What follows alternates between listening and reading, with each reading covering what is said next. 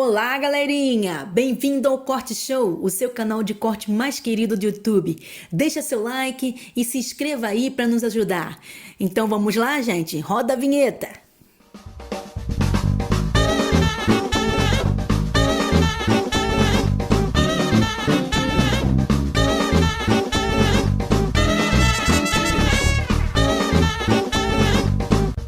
Programa de hoje, convidado especial, Daniel Mastral. E aí, como é que estamos? E aí, grande honra, muito legal. Amei essa ambientação de vocês, amei. Tem até fliperama, galera. Mas isso aí o Flow tem muito dinheiro, aí eles não têm com o que gastar, aí eles botam fliperama lá embaixo. Gostei dessa ideia. Pro pessoal se divertir. Desculpa fazer esperar também meia hora pra gente conseguir começar o programa. Imagina, eu tava jogando no flipper lá. Não, mas aqui ó, agora... culpado ali. Não, mas Ritalina resolve. Daniel Mastral, o pessoal tá... Quando eu anunciei que a gente ia conversar, muita gente mandou mensagem falando que... Legal. Que encontro inusitado. Sim. Tipo, gente que me acompanha e te acompanhava, eu nem sabia também. Tu recebeu também algumas mensagens Recebi e todo mundo, todo o seu público, né? Passou a me conhecer, tinha gente que não conhecia e tem gente que conhece os dois. Sim. Né? E acharam mó legal, assim, a gente poder ter esse momento, esse bate-papo, essa troca. Eu não imaginava, porque quem me apresentou o teu trabalho foi minha namorada. Que já leu Filho do Fogo, né? Isso, que ela era da igreja e tudo mais. Então ela te conhecia e ela falou, tem que entrevistar esse cara. Mas não é mais da igreja, né? Não é mais. Tô ligado. Isso aí. Tô ligado. Tá ligado como é que é? Sim, tem que quebrar a linha do Caio Fábio mesmo. Aí ela me apresentou o Caio Fábio, depois falou de ti e tal. E aí desde que eu comecei a assistir teus vídeos e tudo mais. E eu queria, na verdade, eu queria começar entendendo um pouco da tua história, da tua trajetória nesse mundo. Puta, agora eu lembrei que eu queria te perguntar outra coisa. Antes de começar a trajetória, eu quero te perguntar uma coisa. Tu é escritor, inclusive tem esse livro aqui, que tu me deu lá embaixo. A História de Mitri. História de Mitri. Tá na Amazon, né? Pro pessoal comprar. Tá na Amazon. Tá. E aí a gente tava conversando lá embaixo sobre a história. É uma ficção que envolve... Tem um pano de fundo que é real, é baseado em fatos reais. E eu aproveitei para colocar como pano de fundo o Beverly Hills. Foi um sanatório. Funcionou bastante na década de 50, 60 mil pessoas morreram nesse sanatório, criado inicialmente para tratamento da tuberculose, depois houve inclusive tratamentos para algumas doenças psiquiátricas. É considerado hoje o local mais assombrado do mundo. Então a gente colocou esse pano de fundo, né? E nisso a gente tece uma série de valores aí pela história, a gente faz um passeio pela história, contamos um pouquinho da Cleópatra, Joana d'Arc, né, para poder abarcar uma história bem dinâmica e diferente. É diferente de tudo que você leu. E como é que tu conheceu a história desse local? Pesquisando. O Beverly Hills eu já conhecia, já tinha visto o filme, já tinha lido a respeito. Aí eu achei interessante fazer a história. É desafiador, porque eu tive que pegar informações da década de 50, em Kentucky. Quer dizer, o que o pessoal vestia, o que comia, os jargões de época, o tipo de automóvel ou motocicleta, era tipo lambreta naquela época, né? Os programas de TV, de rádio, então foi um mergulho, né, na história. Então, isso abrilhanta muito o livro, né? Deixa o livro mais robusto. Tu falou que é o local mais assombrado do mundo hoje. É considerado o local mais assombrado do mundo. O que rola lá? Quais são as histórias? Vai uma série de caçadores de fantasmas vão lá. Hoje em dia, o cara que comprou as ruínas, né, teve uma sacada muito boa, virou um turismo. Então você vai lá como turista, tem um guia e você vai lá na busca de ver alguma coisa fantasmagórica, né? Você rola algum fantasma no caminho para você tirar uma selfie com o fantasma. Então, então tem esse lance. Então tem muita coisa que a ciência não explica e tem outra que a parapsicologia procura explicar. Mas é amplo para explicar tudo isso, né? O que rola lá? Cai um negócio? Tem uma bola, tem uma coisa célebre que é uma bola, que diz que o menino sempre chuta aquela bola, então a bola está num canto, de repente a pessoa vê alguém chutando a bola para outro canto. Tem imagem de uma mulher que é uma enfermeira que se suicidou, ela num quarto, né, acho que é 503, e ela cometeu suicídio, então as pessoas alegam verem, né, o fantasma dessa enfermeira por lá também, né, dando uma assombrada, e o necrotério, é um outro local onde tem maior quantidade de fenômenos paranormais. Isso acontece lá porque as pessoas morreram antes da hora ou porque teve muita crueldade lá? Teve muita crueldade. Era uma época que a medicina não tinha a solução para a tuberculose, então eles estão fazendo uma série de testes nos pacientes, tipo removia a última costela, a costela flutuante, para o pulmão poder expandir um pouco mais, na expectativa deles poderem respirar melhor. Isso foi um dos N testes que fizeram, e torturas, e muita gente morreu debaixo de tortura, não tinha sedativo, intervenções cirúrgicas sem anestesia, porque considerava que o cara vai morrer mesmo. Então, vamos testar tudo que puder nele para avançar o nosso conhecimento. E é um ambiente que tem uma carga maléfica, né? Então, assim, a gente emite energia, né? Energia térmica, cinética, acústica, estou falando. E a gente emite também, eu posso pegar, digamos, uma caneta, eu seguro essa caneta, minha energia térmica vai ser transferida para a caneta. Por um tempo, aquela caneta vai estar quentinha. O pessoal vai entender melhor se eu explicar outra coisa. Você pegou um ônibus lotado, metrô lotadão, aí de repente vagou abriu um espaço, aí você vai lá e senta. Quando você senta, aquela cadeira está quentinha, né? Porque você pegou o calor da pessoa que estava lá. E aí e a matéria ela vai dissipando essa energia aos poucos. Isso acontece também quando você emite uma carga negativa. Alguém que morre, que sofre muito no local, uma morte sofrida, agonizante, toda aquela carga de energia que ele emite fica tipo represada nas paredes durante um tempo e vai sendo devolvida ao meio gradualmente. Então, quando você entra num local desse, você não se sente bem. Você vai sentir uma carga, não estou bem aqui é um local que tem alguma coisa negativa. Diferente se você não entrar num ambiente que é festivo, né? Você sente uma energia positiva e assim por diante. Inclusive, sobre energia, eu estava vendo o teu vídeo Árvore da Vida. E a gente estava vendo a parte 3 lá que tu fala sobre o Mythbusters lá, que eles fizeram testes nas plantas e as plantas sentem energias e tal. É incrível. Colocaram um polígrafo na planta e dá saltos no gráfico ali. Elas sentem até o pensamento. Um deles direcionou um pensamento na intenção de causar mal à planta e a planta reagiu ao pensamento da pessoa, ou seja, a carga de energia negativa que ela vibrou para a planta. Isso é uma coisa nova para o ser humano, compreender que a gente emana energia e que a gente entra num lugar ruim, a gente sente, a gente capta. Isso para física quântica não é novidade. Agora, de conhecimento público, isso é mais recente. Né? As pessoas sentem isso, mas não têm ideia do que é. Você entra num cemitério, você sente uma energia negativa. Você entra num ambiente festivo, é outra energia. E tem pessoas que desejam o seu mal, que vibram uma carga negativa, desejam o seu mal, têm inveja de você. Então elas estão vibrando uma carga negativa, como o rapaz lá dos Caçadores de Mitos, olhando para a planta, ele emite uma energia negativa para ela. Ela captura aquela energia, ela sente aquela energia. Então, se você vibrar na mesma frequência, esse mau agouro pega em você. Se você estiver vibrando uma frequência igual, se acordou, está angustiado, está bravo, reclama de tudo da vida, né? Por isso que a Bíblia, né, que é o meu livro de referência, diz que a gente tem tudo da graça, tudo tem um propósito. Então, se você tem um coração grato, você procura vibrar numa frequência de amor, essa carga negativa não funciona em você, você está vibrando numa frequência superior, né? Então, só vai funcionar aquela inveja, aquela raiva, aquele desejo do seu mal, até para subir escalões da empresa, etc. e tal, só vai funcionar se você vibrar na mesma frequência. Né? Você ficar reclamando o dia inteiro, se for uma pessoa negativa, né? Tipo, nada vai dar certo. É claro, nada dá certo mesmo. Não é a lei da atração, é que você acaba capturando energias negativas. É que me parece que é muito mais fácil para o ser humano ele cair na negatividade porque ela é muito mais fácil. Ela não exige um esforço, né? Então, às vezes eu me pego sendo negativo ou pensando ou reclamando de alguma coisa. E acho que essa é a grande pegadinha da vida. É muito mais fácil tu ser destrutivo e negativo do que tu pensar positivo. Sim, eu acho que é aí que entra o papel da fé, né? A fé faz com que você contemple o mundo ao seu redor de um outro prisma, de um outro parâmetro. Então, você acaba entendendo que mesmo as adversidades da vida, elas corroboram para que você tenha um crescimento, espiritual, mental. Então, eu costumo dizer que existem tempestades que as pessoas atravessam que vão te levar a praias que você nunca chegaria sem a tempestade. Então, às vezes você passou por um momento turbulento na sua vida e de repente você subiu um degrau para cima. E se você não tivesse passado por aquilo, você não teria subido, né? É uma musculação espiritual. Né? Mas a fé entra como nessa situação? O que é a fé especificamente? A fé, ela é confiança, né? Então, você não confia em quem você não conhece. Então, partindo desse pressuposto. Então, a Bíblia coloca, né? Eu vou usar muito a referência bíblica, que é minha base, né? Meu estribo. Tem um profeta bíblico, que é Oséias, considerado um dos profetas menores, ele chega a dizer que o povo perece pela falta de conhecimento. E essa falta de conhecimento dos valores divinos, valores de Deus. Então, quando você ama a Deus, quando você ama alguém, você quer conhecer aquela pessoa. Você começa a construir um relacionamento com alguém, você quer conhecer o que agrada aquela pessoa, o que desagrada, o que ela gosta, o que não gosta. Então, esse conhecimento gera um relacionamento. Esse relacionamento gera confiança. Quando você tem relacionamento, você confia.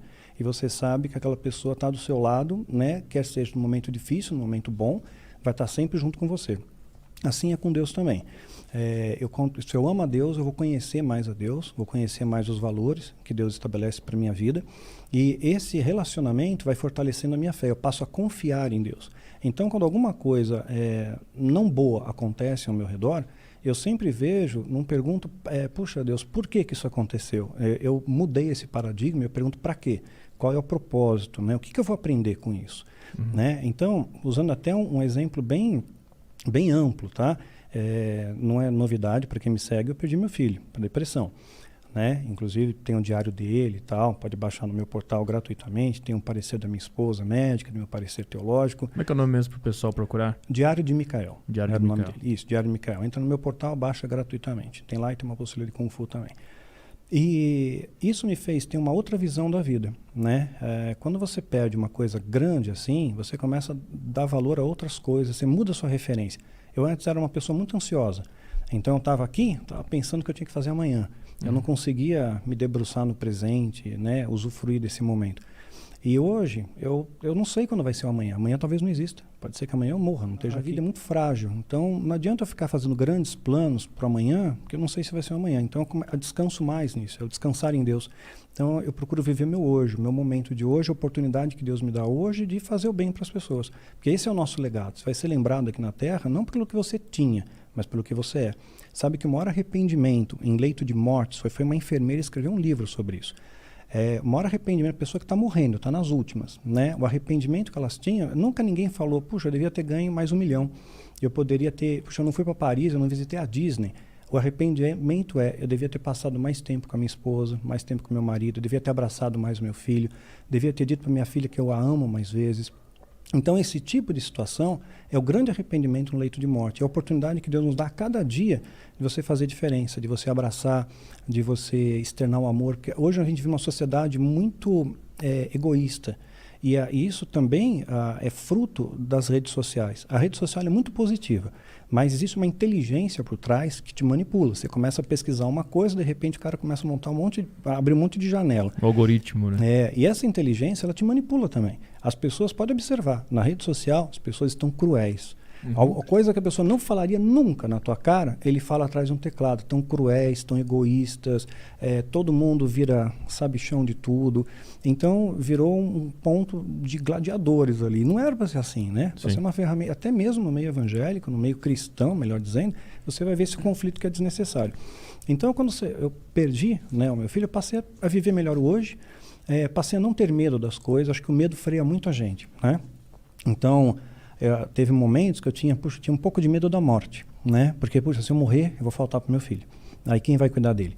Então, hoje eu não tenho medo, né? Não tenho medo de morrer. Eu tenho medo de desagradar a Deus. Eu quero fazer o melhor que eu posso aqui para deixar um legado positivo, né? Que as pessoas continuem sendo abençoadas, né? Com aquilo que a gente deixou. Então, vai mudando esses paradigmas, né? Não tem nada que me afeta hoje, não tem nada que ninguém possa dizer que vai me magoar, vai me ofender, vai me entristecer. Porque você vê que essas coisas são tão frívolas, tão fúteis, tão pífias. O que importa a opinião de uma pessoa? Né? Eu sei o que eu sou, você começa a ter mais ações de si mesmo. Então eu sei quem eu sou, né? Eu sei o valor que eu tenho para Deus, o valor que eu tenho para minha família, para meus amigos mais próximos. Então eu não me preocupo, né, com essas opiniões periféricas.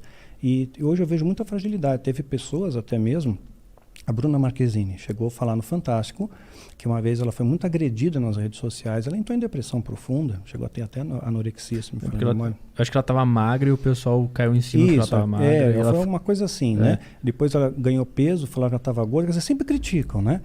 Então, se você se deixar abalar por aquilo, você afunda, que nem um barco. Se tiver uma fenda no casco, ele vai afundar. Né? Então, essa blindagem, isso me tornou mais forte, né? Como pessoa mais forte. Eu não tenho todas as respostas. Né? Eu não tenho, por quê? Não sei. Né? Só sei que Deus permitiu que fosse assim, descanso nessa questão e na força dele eu consigo prosseguir. E graças a Deus estou me ajudando outras pessoas também. Mas essa blindagem em relação a esse mal que o mundo pode fazer, ela vem da fé. Vem da fé. E como é que exercita? Porque eu sinto que eu tenho uma fé muito grande, eu não sei de onde vem, é uma coisa muito louca que tá lá no fundo, bem no fundo da minha cabeça, que é uma coisa que eu sinto que é muito rígida, e eu passo por problemas mentais, assim, de achar que não vai dar certo, de depressão, de ficar muito mal, mas eu sinto que tem uma coisa muito sólida lá no fundo. Sim, que te puxa, te resgata, Que né? meio que eu confio naquele negócio, eu não sei exatamente o que é, eu não sei se eu exercitei isso, não sei se isso tá lá porque tá lá. Como é que exercita essa fé? Porque tem gente que sucumbe ao problema, e tu teve um problema gigantesco e tu não Sim. sucumbiu. Como é que é esse exercício da fé? Eu acredito que, vou meter até o seu caso mesmo, todo ser humano, eu creio que ele tem uma centelha de Deus no seu coração. Nós somos criados por Deus. Então, tem uma essência de bondade em todo ser humano, sabe? A criança, ela sabe discernir o certo e o errado. O cachorro sabe. Se ele faz uma bobagem, você olha para ele, você já sabe, ele já viu o rabo dentro das pernas, já foge, já sabe que fez besteira. Então, a gente tem esse discernimento nato que Deus plantou, temos um DNA divino. Então, essa é a fé que você sabe lá no fundo, não importa o que aconteça, no final dá certo. Sabe, você corre para cá, corre para lá, cai, levanta, mas você sabe, vai dar certo. Para publicar meu primeiro livro, Filho do Fogo, foram 4 anos. Eu tinha certeza que ia dar certo, né? E gente falando que não vai dar certo, ele vai ficar muito grosso, vai ficar caro, você não tem dinheiro para publicar. E fez um milagre ali, deu certo, né? Então, aquela coisa, você perseguir o seu sonho, né? Essa é a fé maior. Você tem um sonho, está introjetado, e você persegue aquele sonho, não permite que nenhuma interferência externa venha te abalar. Não importa o que digam, né? Você pegar a história dos grandes visionários, né, na TV, todo mundo escutou que não ia dar certo. Pegar a história do Silvio Santos, né? Quanto que ele não escutou que não ia dar certo, né? Cantores, enfim, em vários segmentos aí. E exercitar a fé, eu costumo brincar ainda, vamos afiar a espada da fé, né? A fé, ela precisa ser exercitada como uma musculatura espiritual. Então, resultado, né? A fé, ela é conhecimento, ela é fruto de conhecimento. Quando eu conheço alguém, uma situação, eu tenho mais confiança naquilo, né? E para eu conhecer, eu tenho que me relacionar. Então, essa é a grande pegada, né? Você conhecer mais das coisas de Deus, e isso vai gerando um relacionamento em você. Esse relacionamento fortalece a sua fé. Aí você sabe que você está seguro que nada vai poder te abalar. Eu já passei por situações bem assim, sinistras, né? Possessão demoníaca, o pessoal fala, por exemplo, o Zera e Vezeira tem possessão na igreja, mas não é. Né? 99% é fake.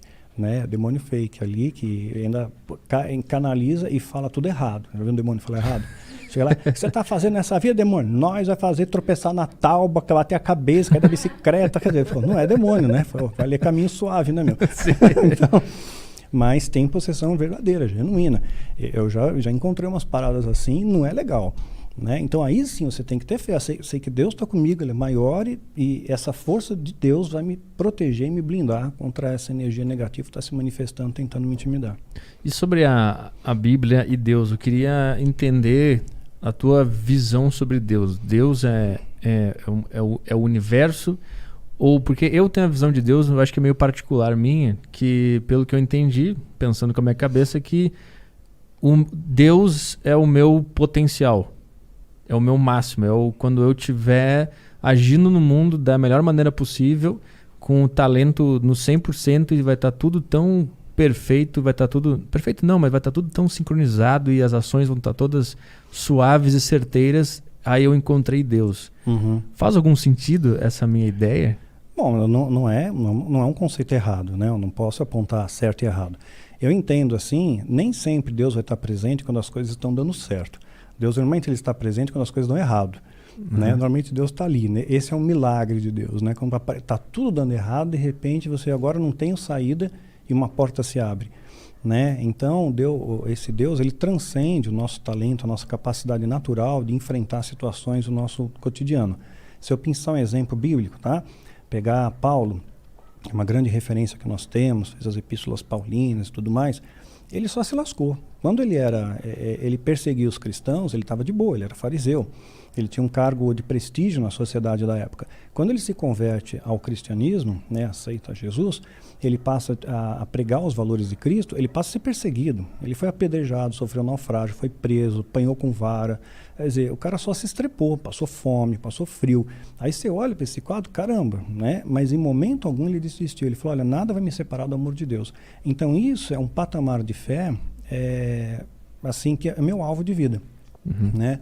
que independente do que aconteça, nada vai me separar desse amor. Esse amor é muito forte. É um amor de pai e filho, né? O filho nunca vai perder a paternidade, né? Nem o pai vai perder de ser pai. Então, é uma confiança muito sólida. Quer dizer, se Paulo se pautasse pelas referências humanas, temporais, ele ia pensar, só estou me estrepando, Deus não é bom, Deus está acabando comigo. Nem sempre Deus cura uma doença, por exemplo. Tem gente que vai lá na igreja, nas campanhas, né, que tem muito fake por trás, tem um grande comércio por trás disso. Mas vou pegar caso verdadeiro. A pessoa vai com boa intenção, ela quer ser curada de uma enfermidade, Deus até pode curar. Mas não é a regra bíblica, né? Na Bíblia a gente pega Eliseu, que era um profeta assim, era o top das galáxias, né? E ele morreu da doença que ele tinha, ele não foi curado, né? Então, Paulo, ele tinha um rapaz, o Timóteo, que ele considerava como um filho espiritual. Ele tinha problemas de estômago também, não foi curado. O lenço de Paulo curava o enfermo, mas ele não pôde curar um menino que ele considerava como filho. Então, a fé é isso, transcende, você consegue conviver com um problema, com uma dificuldade, com uma doença, consegue suportar um não, porque transcende os nossos valores humanos. Pela razão a gente tem uma limitação, pela fé você expande isso. O que eu acho muito louco é que me parece que vários ensinamentos que estão na Bíblia, eu já tentei ler, eu não entendo, é muito complexo para mim, eu não consegui. Eu lembro que na minha casa eu tinha aquela Bíblia bem grande, aquela meio dourada, inclusive. Quando eu era pequenininho, eu tentava dar uma lida lá, e até hoje, de vez em quando, a minha namorada me mostra algumas passagens, algumas coisas, eu não entendo nada. Vendo teus vídeos também, tu lê as passagens, assim, Sim. Cara, que coisa, o tempo e os tempos e mais um tempo, aí tu fala assim... É o calendário persa. Ou seja, 3 anos. Eu, cara, por que não falou 3 anos antes? Eu fico muito confuso. A Bíblia, ela é meio que um livro da vida, só que ele tá meio codificado, e aí tu vai entendendo, e ele vai te dando pistas sobre como viver nesse mundo? É isso? Eu não faço a menor ideia. Se eu tiver errado, pra falar. Mais ou menos. Bíblia vem de biblioteca, né? É um compêndio de 66 livros que foram escolhidos pelo cânon, né? Em 325, no Concílio de Nicéia, quando o cristianismo se tornou religião oficial do Império Romano. Então, eles escolheram esses livros. Eu creio que tem outros livros considerados apócrifos, que foram rejeitados, que têm conteúdo muito interessante para ser estudado, como, por exemplo, de Enoque. Então, na verdade, a Bíblia foi escrita em períodos diferentes, por pessoas diferentes, mas ela se completa, né? Então, um livro complementa o outro. Então, é mais do que um manual de vida terrena. É um manual que você transcende isso, você consegue compreender o nosso paralelo. E tem um mundo espiritual à nossa volta, né? Esse mundo espiritual ele é muito real, né? Eu já provei isso, e talvez você tenha provado, nem tem ideia disso. A gente prova com coisas assim, puxa, como é que de repente você parece um pressentimento e aquilo acontece, né? Você está pensando numa música e alguém vem cantarola para você, ou de repente você está cabisbaixo naquele dia e você, sei lá, abriu um livro qualquer e de repente aquele ensinamento do livro trouxe uma reflexão para você. Quer dizer, Deus ele usa múltiplas maneiras de poder te alcançar, né? Ele está sempre por perto. E a Bíblia, na verdade, é um manual central, é a espinha dorsal, né? E o resto ao nosso redor deriva disso, né? Contemplar a complexidade da natureza. Você não pode dizer que isso foi feito por acaso. A complexidade do ser humano. Minha esposa é médica. Se você pegar, estudar pensar, a mitocôndria, uma porcaria lá, pô, é um negócio mó complexo para você entender, né? Você vê o universo, as galáxias, né? E pegar a sequência Fibonacci, não sei se você ouviu falar disso. Não. É uma sequência numérica feita por matemáticos, descoberta por matemáticos, é um padrão, é conhecido também como sequência padrão áureo, numeração áurea, PHI, que é diferente do pi, é PHI. Esse padrão, né, de proporções matemáticas está em toda a natureza, você acha em qualquer lugar. Está no espiral, o espiral da galáxia é igual ao do Sol digital, que é igual ao que está no tronco da árvore, tudo se relaciona. Né?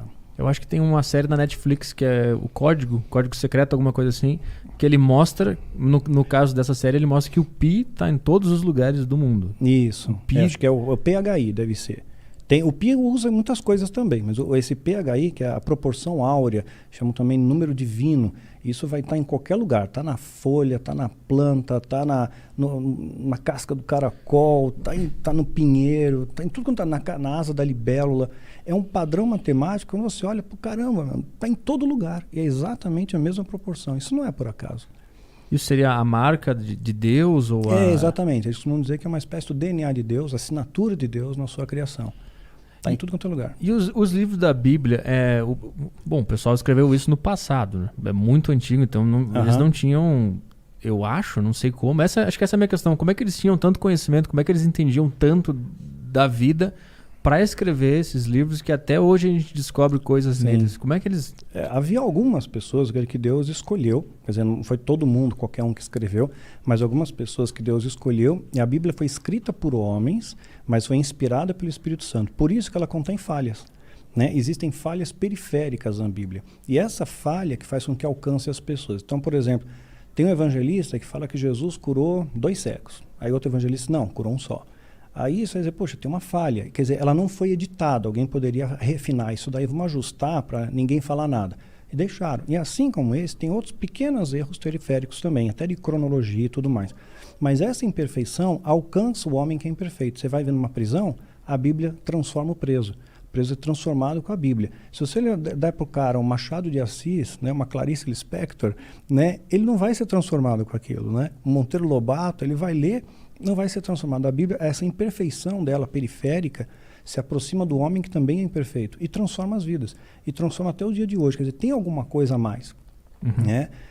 O cristianismo é uma das maiores religiões do planeta. Né? Então, não é tanta gente assim que está enganado. Né? E mesmo porque a manifestação de Deus, ela se apresenta de múltiplas maneiras. A gente engessa, normalmente o cristão, especialmente o evangélico, engessa dizendo que não, né, tem que aceitar Jesus. Se não aceitar Jesus, você está lascado. Que a Bíblia diz mesmo. Aceita Jesus como seu Senhor e Salvador e será salvo. Mas será que o outro povo lá, o índio, que nunca ninguém disse que ele era Jesus, ele fez um totem lá e falou, o Deus Tupã. Ele acredita no único Deus também. Né? No Egito Antigo, tinha um faraó, ele era o Amenófis IV, ele mudou o nome dele para Akhenaton, né? O Akhenaton. E ele começou a dizer, num sistema extremamente politeísta, que era o Egito Antigo, ele começou a dizer que estava tudo errado, né? Que só tinha um Deus, o Deus Atom, o Deus Sol. Pô, nos dias de hoje, esse cara sofreu impeachment, né? Porque era uma sociedade completamente politeísta, o cara levanta uma bandeira dessa, fez um templo a Atom, cidade para Atom, para o Deus Sol, um Deus só. Né? O Zoroastro, né, é 3.000 a.C., é monoteísta, só tem um Deus, o Assura Mazda, o grande sábio. Os muçulmanos têm um único Deus, o Alá. Quer dizer, por que não seria então o mesmo Deus, né, que se apresentou, foi compreendido por esses povos com um nome diferente? Né? Então, quer dizer, é muito simples, que você se pautar que só o cristão evangélico vai para o céu, o católico já diz que não vai também, porque acredita no santo. Né? Então, se for assim, quer dizer, vai ser um marasmo, não vai ter ninguém no céu, né? Vai ser um tédio daqueles, né? Quer dizer, toda essa galera aí vai ficar aqui. Deus é amor, né? Deus, o amor, ele nunca vai abandonar os filhos. Isso é uma das coisas que me chamou a atenção também quando eu vi um vídeo teu que era sobre tatuagem e piercing. Sim. E eu estava falando porque existe uma ala bem radical da religião que diz que não pode tatuagem, não pode piercing, vai para o inferno e tal. E tu vem com uma visão muito mais inclusiva e muito mais interpretativa do que estava sendo dito naquele momento também. Tu se diferencia também, porque normalmente as pessoas, inclusive quem não te conhecia e tá vendo aqui, deve estar achando, o cara é religioso, deve ser radical, acho que eu vou pro inferno porque eu não acredito em Deus e tal. Mas na verdade não é por aí, tu deixa mais aberto para entendimento, né? Claro. Os ensinamentos. Jesus, ele quebrou todo esse paradigma. Ele se aproximou de todos os rejeitados. Então a samaritana, né, que não sabe o que é, o samaritano, ele era um judeu que se casou com outras pessoas não são judeus. Então, esse casamento contaminou a raça. Eles eram odiados, os samaritanos. Era tipo chamar o cara endemoniado. Então, o samaritano, a viúva pobre, né, a mulher, ele atendeu a prostituta. Chegou de encontro a todos aqueles que a sociedade rejeitava. E em momento algum ele falou, agora você vai para o inferno. Você se lascou, né? Em momento algum ele diz isso. Ele sempre tem uma aproximação de amor, de acolhimento, né? Tinha uma mulher, essa foi uma pegada inteligente dos fariseus. Está em João capítulo 8, quem acompanha a Bíblia aí.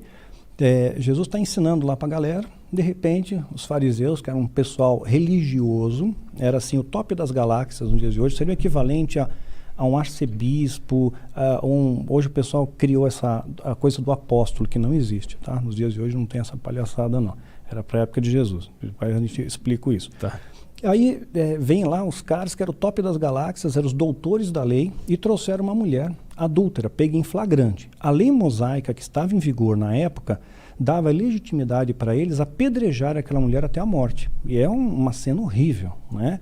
Como eles faziam, eles amarravam a pessoa, enterravam metade do corpo no chão, jogavam um capuz e mandavam pedra. E perguntam para Jesus, foi pego em adultério. A lei, eles estão na lei, né? A era da graça começa só depois da crucificação de Jesus. Jesus está consumado, dali para frente entramos na graça, uma nova era. Ali estava na lei. E perguntam para Jesus, e aí?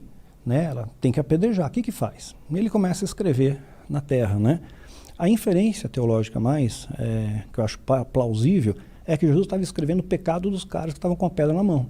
Tipo assim, tá bom, você é adulto, você é ladrão, né? Tá falando que ela é adúltera, mas você é mentiroso, né? E começou a escrever, e isso criou um constrangimento naquela galera, e todo mundo largou a pedra e foi embora.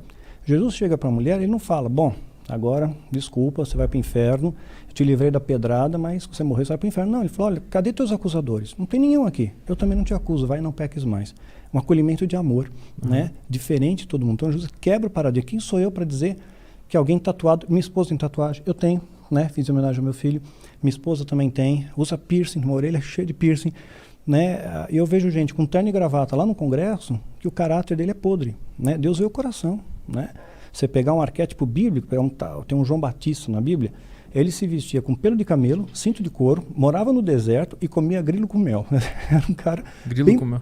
Gafanhoto com mel. Era um cara louco, pro seu tempo um doido. Mas a Bíblia diz que era um cara cheio de Espírito Santo, cheio de amor, de sabedoria, né? Dá ele como referência ali. Então, Deus, ele vê o nosso coração, ele não está preocupado, né? Você riscou o teu corpo, aí você fez uma homenagem, você fez um símbolo que para você tem um sentido, tal. Deus não vai te condenar por causa disso, ele vai te condenar pelas suas ações. Sim. Então, o coração, eu conheço muito pastor que está no altar, tem programa na TV, terno e gravata, e o cara é um pilantra, um ladrão, sabe? É um Pablo Escobar gospel, né? Pablo Escobar gospel. É bem por aí. Mas como é que tu vê a questão de que tu estava lendo, inclusive, lá no vídeo que eu vi, que existem alguns indícios, não indícios não, mas está meio que escrito lá que se tu fizer tal coisa, tu vai ser punido, tipo, se a mulher usar o colar, ela vai ser punida, se riscar o corpo vai ser punido e tal. Como é que tu... Eu não entendo como é que isso sai, assim, se divide, diz, não, tá escrito na Bíblia, mas não é isso não vai acontecer. Como é que faz essa defesa desse aí sentido? Contexto de época, você tem que analisar a Bíblia sob o ponto de vista histórico também, né? Você tem que entender que naquela época era assim, na época, por exemplo, na época de Jesus, né, ou até antes, era comum o homem ter mais de uma mulher, né? Então você podia ter 4 mulheres, era comum. No início da criação teve incesto, teve relações incestuosas, né? Depois o homem podia ter 4 mulheres. Davi teve 700 mulheres, 700. Salomão, filho de Davi, teve 1000 mulheres. Eu não consigo imaginar uma coisa dessa, né? Que nem o Renato Gaúcho. O Renato Gaúcho disse chega lá, porra, até daqui 2 anos eu te vejo, né? Então, quer dizer, muito tempo. Então, esse era um contexto de época. Se você pegar isso para os dias de hoje, tá valendo, eu posso ter 1000 mulheres aí, né, meu? Posso ter um harém, né? Davi, chegou um momento que ele mentiu, né? Foi um momento específico da vida dele. Ele mentiu para preservar a vida dele. Ele se fingiu de louco, né? Porque ele foi se esconder numa terra, ele matou o gigante Golias. Aí ele foi usar de uma boa astúcia. Ele foi se esconder bem na terra dos filisteus. Tipo assim, ele vai se esconder num local onde ninguém ia imaginar procurar ele. Ele estava lá na base inimiga. O inimigo procurando ele por todo lugar, ele está lá, né? Está na casa do inimigo. Aí reconhecem ele. E ele começa a se fingir de doido, começa a babar, começa a arranhar a porta, fingiu de maluco. Isso é bom. Dizer, né? Isso é aí você vai dizer, Davi, o homem segundo o coração de Deus, olha a palhaçada que ele fez. Se fosse nos dias de hoje, está possesso, vai para o inferno. Olha o demônio da baba aí. Né? Então, são contextos, você tem que avaliar o ponto de vista histórico daquele momento. Se você pegar pela Bíblia, historicamente, a Terra é plana.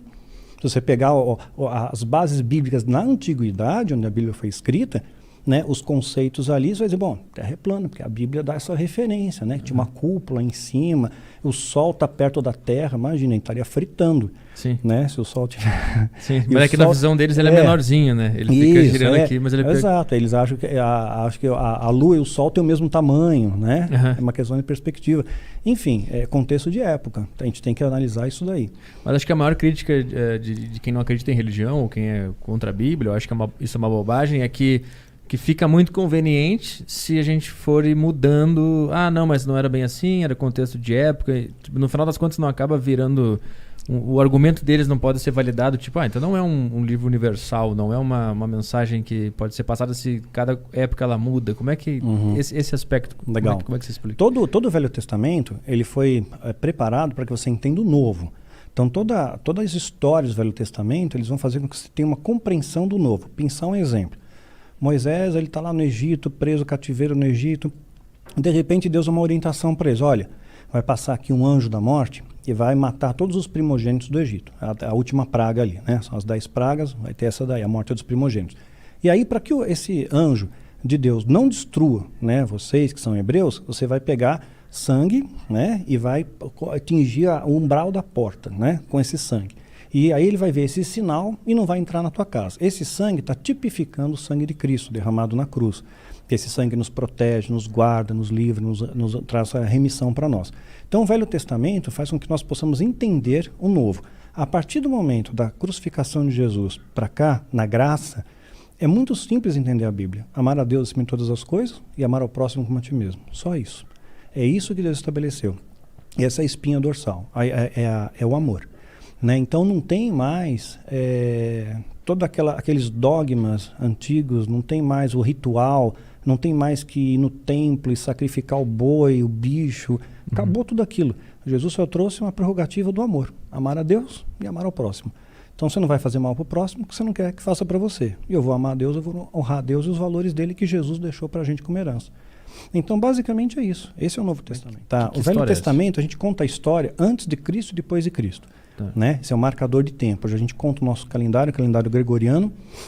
Nós estamos em 2021 pelo calendário gregoriano. Então a gente conta antes de Cristo e depois de Cristo. O Velho Testamento é o anterior a Cristo, antes de Cristo. Tá. Né? Tudo que passou antes é anterior a Cristo, é Velho Testamento. O Novo Testamento, ele vem com a presença de Jesus, né? Então já havia profecias que Jesus havia no Velho Testamento. Então tudo tem implicações que vão culminar na vinda de Cristo. A partir da vinda de Jesus começa um Novo Testamento, não no seu nascimento, mas na sua morte. E quando ele morre, né, o sangue dele é derramado, aí ele diz, está consumado. A partir dali, rasga o véu do templo e começa o Novo Testamento. Né? Aí é uma nova pegada que vai ter essa questão do amor como base central.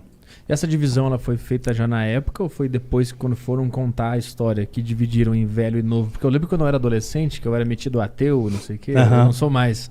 E eu lembro que um dos argumentos que me pegava era tipo assim, o Velho Testamento tinha um monte de cagado, falava um monte de merda, que era pra matar não sei quem, que a mulher tinha que... matava a cidade inteira, matava a mulher, criança, animal, todo mundo. Gay tinha que morrer, não sei o quê. E aí os caras viram, isso não podemos mais falar esse tipo de coisa, vamos fazer um Novo Testamento pra deixar ele mais leve.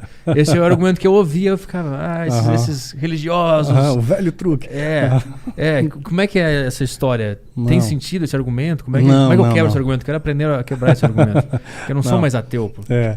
Então, na verdade é o seguinte, Jesus ele vem, estabelece essa nova aliança conosco.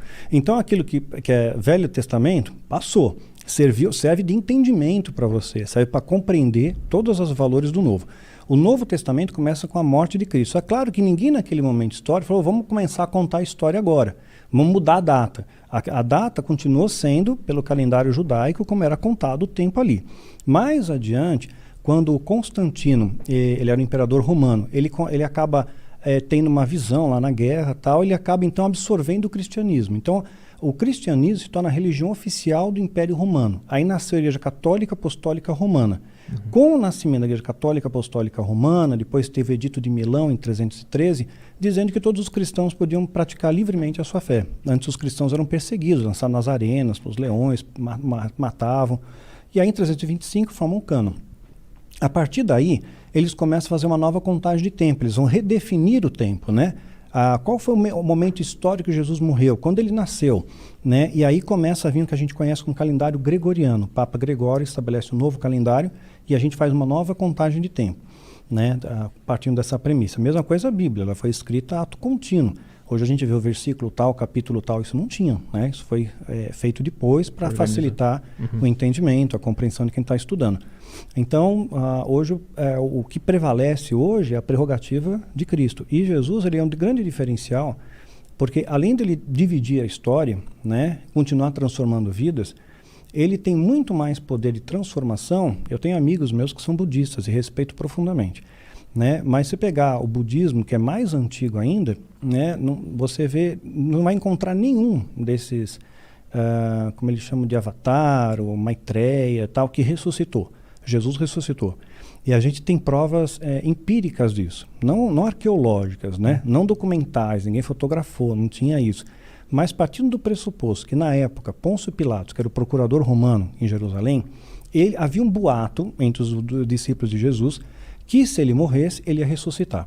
Então, sabendo disso, para evitar uma revolução, para evitar um tumulto ali, porque ele seria cobrado, o imperador ia acabar com ele, o que ele faz? Ele estabelece uma guarda, né, uma guarda romana para tomar conta do túmulo. E o soldado romano, não era qualquer um.